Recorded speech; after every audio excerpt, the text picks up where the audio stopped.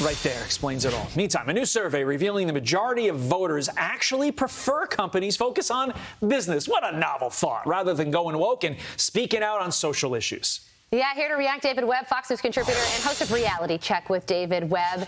And David, I thought that this poll was so interesting. It asks, should companies speak out on social issues? And 63% of executives said that they should. But then look at the voters, the people who are buying the products. Only 36 say that companies should speak out on social issues. Does this surprise you? No, it really doesn't, because what do people want the companies they use as a service or that makes a product to do? They want them to make a good product, provide a good service. These woke corporation CEOs, senior management people, whoever it is, HR departments included, they're pushing an agenda.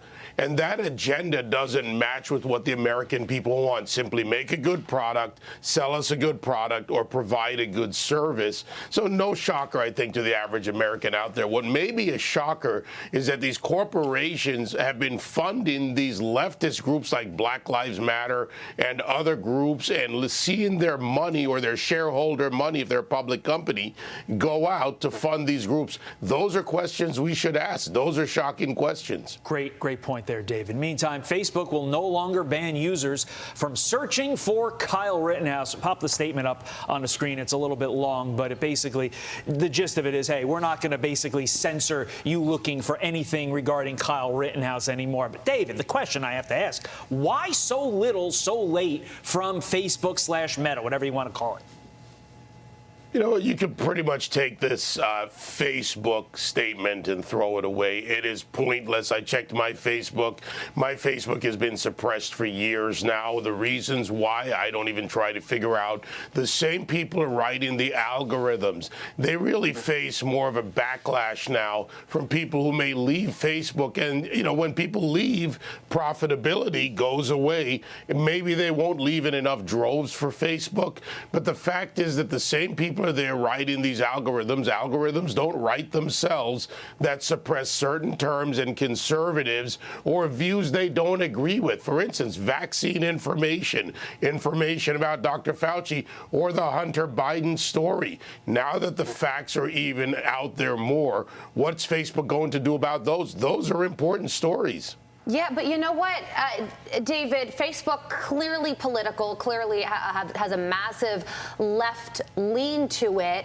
And we just read that poll that said that people don't like when companies get political, but it's not really affecting these major corporations' bottom line. When you think about Facebook, I mean, everybody's on Facebook. A company like Nike, they're thriving.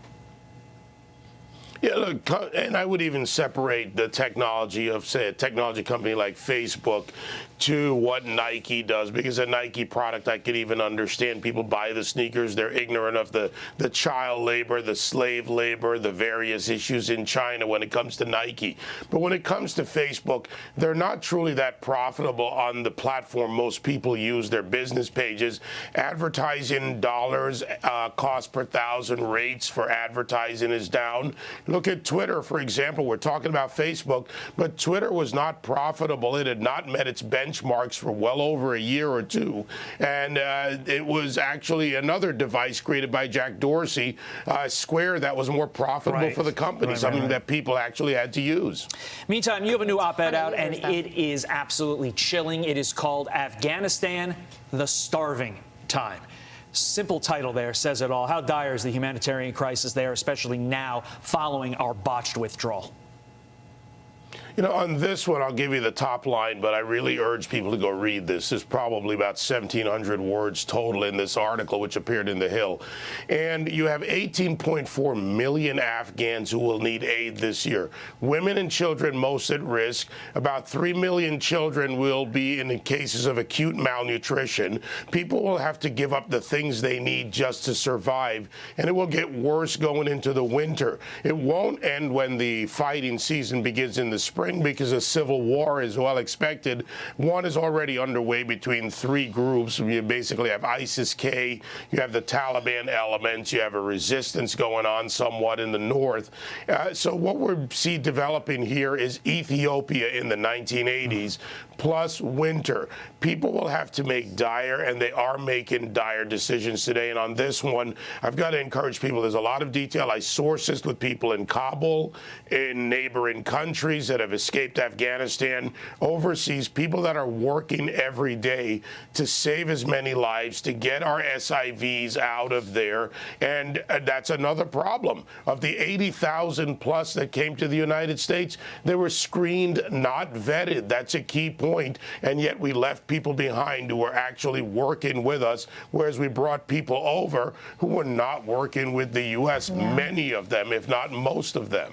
If you wanted any further evidence that your vote has life or death consequences, read David Webb's op-ed. Right. The Biden administration doesn't want people to remember that this happened just a few months ago, but because of articles like yours and the interview that you did with the Afghanistan soccer player, we're not going to forget. David, thank you so much for joining us. Thank you so much, sir. Thank you.